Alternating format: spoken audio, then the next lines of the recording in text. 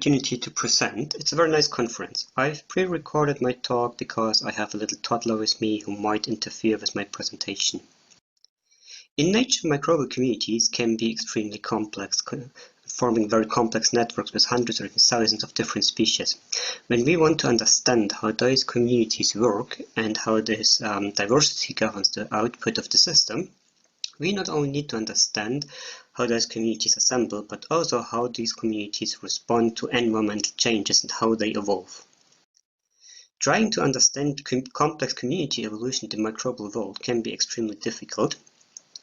So suppose, for example, we want to understand how the orange species evolves, we need to see how does the entire network do.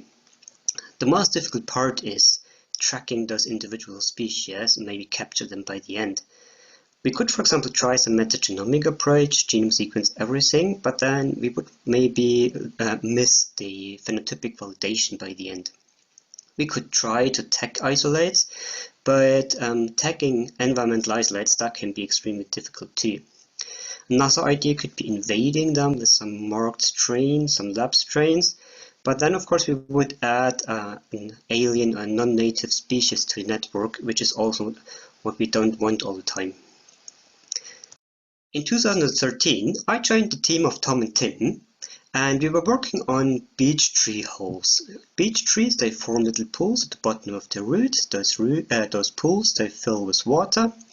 The system is spiked with leaf litter, decomposed by a bacterial community, which gives rise to a couple of microbials. The system is in particular neat because it's a natural system, naturally replicated around trees, and we can easily bring it into the lab. And when we cultivate those communities on beech leaf tea, we can maintain the biodiversity quite nicely.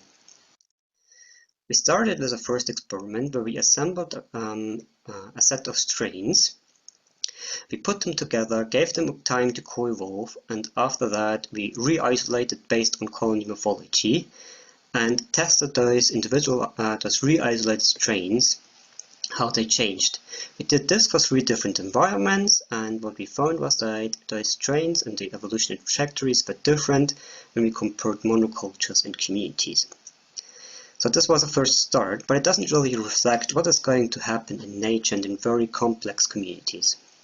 So how did we do that?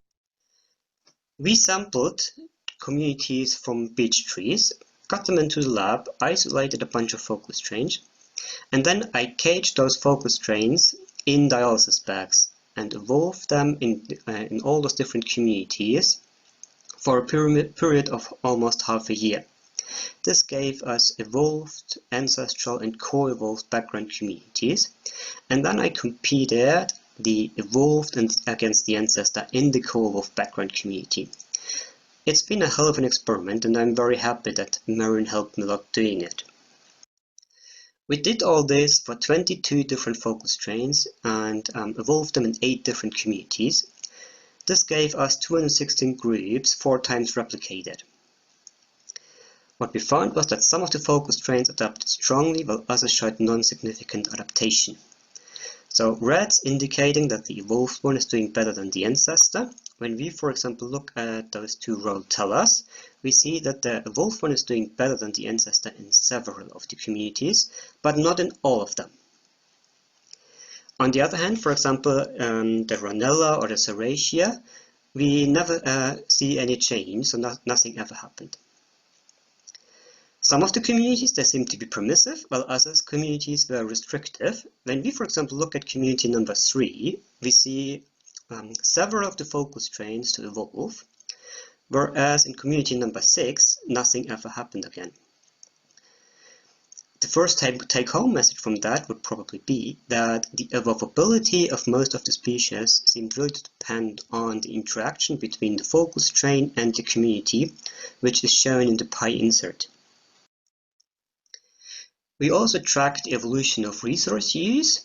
We tracked xylose, chitin, and cellulose, which are all important substrates in the beech tea. Xylose is a labile substrate, chitin an intermediate, and cellulose a very recalcitrant substrate. The starting point of the error is giving the ancestral value. The end point is giving the evolved value. What we found was a rather consistent increase in the ability to use cellulose on cost of chitin. And we think that this actually makes a lot of sense because, unlike in classical experiments, we didn't transfer those populations to fresh conditions very regularly. We just replaced a small amount of the medium once a week, and that should lead to a situation where the label and the intermediate stuff is being used up early in the experiment, and the recalcitrant stuff, the cellulose, should accumulate over time.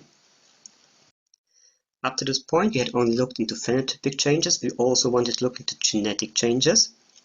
I'm very grateful that Marion helped me out doing it. We were unable to sequence all the focus strains. We just focused on those rhodotellas, which seemed to be quite evolvable. And we sequenced them from all the different communities. What we found was a couple of frequency changes from pre-existing variants and a couple of new gains. We found genes involved with carbon metabolism and in biotic interaction, which makes us confident that these changes really have an effect on the changes we see. We also looked at those background communities. Damon helped me with doing that. Again, we were unable to sequence all of them, but we sequenced the start and a couple of the end communities. The first thing to note is that those communities, after this half-year experiment, were still pretty diverse, which was what we were aiming for, so the BHT really maintained a lot of the diversity. Those communities, however, were dominated by the end by a similar set of OTUs. So, for example, the Arvinia, the Klebsiella, Pseudomonas seemed to be quite dominant species. So that have been quite nice so far. That was what we were aiming for mainly. I, however, asked myself the question, okay, can we a little bit better understand why some of those focus strains evolve and some of the communities are not? And can we find some broad pattern why they should do? And the idea was that maybe there are some strain-specific properties, for example, genome size. A species with a bigger genome may be more evolvable because there are genes not under selection and free to evolve. Another one could be the position on the fitness landscape or the degree of maladaptation. So we cultivated them in pH 5 BHT. How much are those focus strains hit by the pH 5 conditions? Another one would be the abundance of the specific strain in the background community. Are those strains very dominant, are very rare in the background community? And finally, we were looking into a phylogenetic signal and asking the question, is it for the focus strains of advantage or disadvantage to be very similar to a very evolvable strain? So in our case, I indicated rhodotella to be quite evolvable. Is it of advantage or disadvantage to be similar than rhodotella? We can play the same game for communities and describe those communities by the biodiversity and the composition. We can also describe them with respect to how do the entire community respond to the given environmental change. The principal idea is that those species are going to overlap in their niche, and black may be evolvable and move up the fitness landscape, but it may be blocked by blue. It may also be able to use an alternative niche, but may be blocked by green. Green may be pushed by black, and blue maybe doesn't have to evolve very much because sitting already on top of its performance. So before I actually started the experiment, I assembled all my strains in my communities according to these properties, and then I used a multiple linear regression approach, trying to explain those the performance findings. So what I found was that with respect to community properties, performance or evolution was constrained by biodiversity. Only in communities of low biodiversity we see evolutionary change. With respect to the use of cellulose, this was also negatively correlated with biodiversity. The use of chitin was negatively correlated with robustness, so only those communities that were affected by the pH 5 conditions, we see evolutionary change. And for cellulose, we see some interesting positive trend with non-linear trend. With respect to the strain properties, we see a positive correlation with genome size, so only those bugs with a bigger genome seem to evolve. We see a negative interaction with maladaptation, so only those which were initially maladapted and hit by pH5 conditions showed a change. We also found a negative correlation with abundance, so only those which were comparably rare in those communities seemed to evolve. And finally, we found a phylogenetic signal, a negative correlation, which indicated that only those focus strains evolved which were comparably similar to Rotella. The situation, how it looks like, is that in isolation, the best niche space may be occupied. When there is a more complex interaction, or a simple competitive interaction, alternative niche space may be explored. But in a situation where there are lots of different species around and using up niche space and using up the resources, our red focus strain may actually be restricted in its possibility to evolve. We think that our findings demonstrate that adaptation to new environmental conditions can only be understood in the context of interspecific interactions. I want to thank all the other people again, so Tim, Tom, Ruben, Mary, and Damien. I also want to thank the funders which supported us, and wanted to say by the end that I was on paternity leave for quite a while, and lots of the brain work actually happened during this period. It was a very good time for me. This brings me to the end. Thank you very much for your attention. I'm happy to take some questions on Slack, and enjoy the conference. Thank you very much. Bye.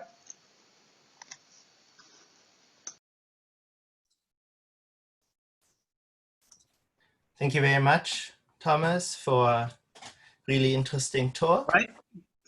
Hi, are you there for your answers? Yes, I am. Okay. So somebody asks, hi, thanks for an interesting talk. I would like to know whether you have looked into the effect of lateral gene transfer, which could be a reason for genome expansion as a result of niche expansion. So we haven't looked into horizontal gene transfer, mainly because the dialysis bags, the cage dye bugs in, is likely to restrict or limit horizontal gene transfer.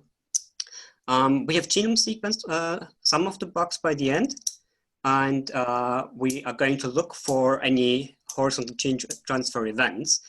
But I haven't yet finally analyzed those, so I can't tell too much about it. Okay, thank you very much. There's another question. Do you know if there were any phages present? Well, we used natural communities, and we didn't exclude any phages, so it's very possible that there are phages in.